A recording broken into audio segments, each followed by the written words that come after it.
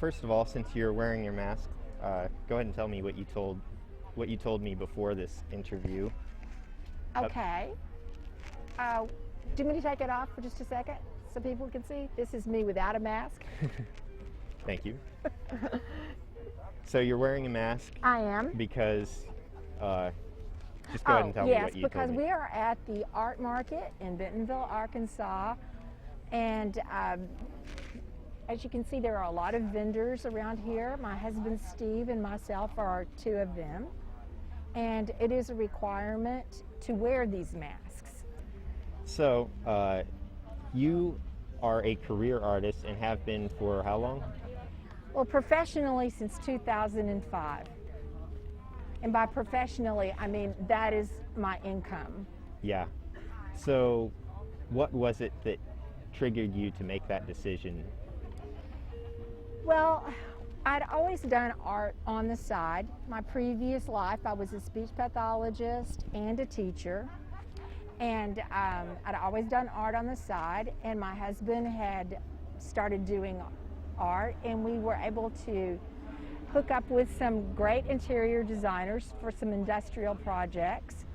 And that was the catalyst that they started liking our abstract work, like what we've got here.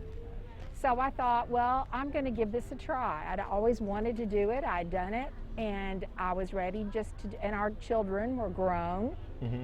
So since 2005, that's what I've been doing. It is my passion, and that's what I did in my spare time anyway. Yeah. And now I do it all the time, so.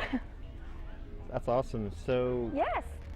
with your previous job, were you able to create enough savings to create sort of a safety net so that you would be more comfortable transitioning into full-time art? We were. The first person to transition was my husband, Steve Griffith, and he's pretty well known from coast to coast.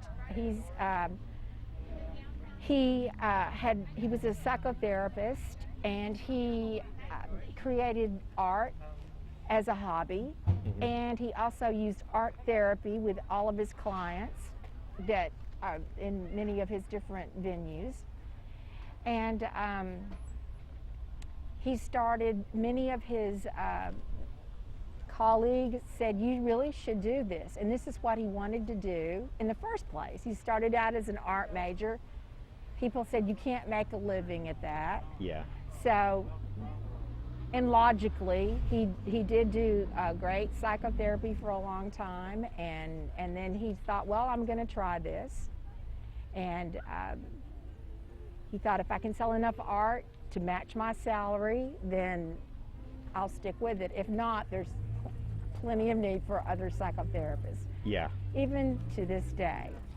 So after that, I started helping him, and the rest is pretty much history. So, So yes, to answer your question specifically, yes, we had a pool of money that we had saved. mhm. Also, to be clear, we had jobs to fall back on, many, because Yeah. we have degrees that are very In demand? in demand, yes. But this is what we wanted to do. Yeah. So, did you find it hard at first to make this an effective living? Well, we weren't instant sensations, so to speak, but in 2000, just immediately, Steve was in a gallery on South Main in Memphis, Arkansas. And again, we had interior designers that were sort of having new projects come our way. So things got off to a really good start. So, and then when people saw his work, they started asking him to be in their galleries. This is in Hot Springs, in Little Rock, in this state of Arkansas. Mm-hmm. And then in 2005, I was able to join him, and with the help of some interior designers and some businesses, we were able to go ahead and go forward. It is a lot of work, but yes, we've never had to go back to our other positions so far. so far. That's awesome. I mean, you've been at it for a long time, so. We have. It's a lot of work, but there's something, I'm not quoting it exactly, that says that if you do what you love, you're never working. Yeah. You both had very, very people-centered jobs before this. You were both very centered on helping people through your jobs. Yes. Do you see your art as helping people? I believe that it does, because I think that people are very particular about what they want, and they buy something that speaks to them. So we do what they call commissions. If there's a specific something that or a place or a scene with a family or a pet, we do those things specifically, but we travel from coast to coast with our Artmobile and create things, and most people can say, oh, I've been there. Oh, yes, I've been there. I've been to that beach, or I've been to Manhattan or Times Square, or I've been to Maine. So to answer that question, yes, I think it does. I think it spreads happiness. Yeah. And we could definitely use more of that. Definitely, absolutely, yes. So, is there anything you would say to people who are considering a full-time art career? Well, I would say that anything that you put all of your passion, it's a lot of work. I think anything, there's nothing that's just easy. Everything is a lot of work, and everything looks easier than it is. I think some people say, wow, I would love to be an actor or an actress. There's one of our favorite shows that have made us laugh is The Big Bang Theory. So we hated to see that come to a conclusion. And then we watched the outtakes of it, where, oh my gosh, it takes an entire week to get 20 minutes worth of a skit for it. So there's a lot of memorization and things. So there's usually a whole lot of things that look easier than they are. So I would say follow your passion, but you have to eat in the meantime. So Yeah. So it's good to have a backup. it is. And to be honest, to be perfectly honest, for us, we don't have formal art degrees, not myself, not my husband. My degree was in speech pathology and special education, and my husband's was in counseling, psychology. And he also taught on the college level. So, you know, we've had backup degrees. And of our 4 kids, we encourage them to get degrees Yeah. and then kind of work your way into it. So, Yeah. That makes a lot of sense. yes, it does. But do what makes you happy. And if you find that you're doing art in your spare time, then there's the chance that you may want to do it all the time. And you may want to become so successful that I'm not so successful that I have a brush cleaner yet. I have to do all my own cleanup. We're not that successful. Yeah. So. And art's a messy hobby, for sure. It is a messy hobby. For tidy people, it's very, if you're a little bit OCD, it's a little bit, but anyway, I think it spreads joy and happiness, so it does for me. And I'm assuming when people pay me money for art, it is for them. Yeah. So, is there anything else you'd like to add? Other than, I think you should always just stick to what you do and do what you love as much as possible while maintaining money at the same time. Yeah. So, anyway. Sounds good. Thank you. Peace out. See if I can talk to your husband. You transitioned into a full-time art career, and from what she said, you were the first of the 2 of you to do it. So what inspired you to make the change?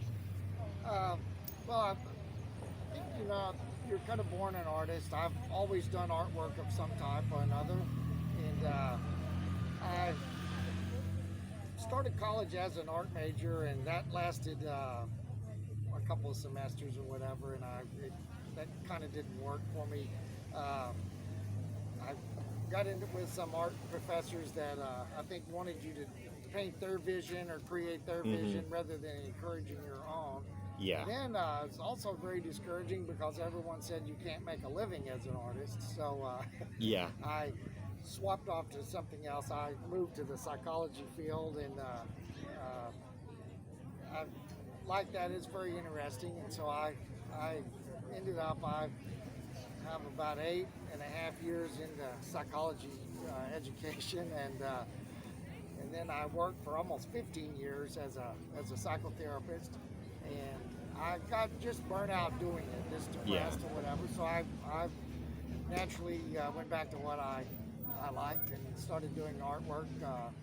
And I was very fortunate to get into a gallery pretty quickly once I started, and that started selling my work, and so I was able to make a career jump there, or whatever. Yeah, that's awesome. Yeah. I think psychotherapy is one of those careers that tends to burn people out rather frequently. Yeah, it really can, especially if you're really into it. You Yeah. know, if you and I put everything I have into whatever I do, and I think that ended up not being that good for that particular field. So. Yeah. So, would you say that you regretted entering college as an art major? No, not at all. You know, it was informative, and it gave me some basic principles. You know, I took like drawing classes and things like that you know, help with perspective and that sort of thing. So Yeah. that all, it was worth it. But to have spent 2 or 3 more years trying to get an art degree probably wasn't for me. Yeah.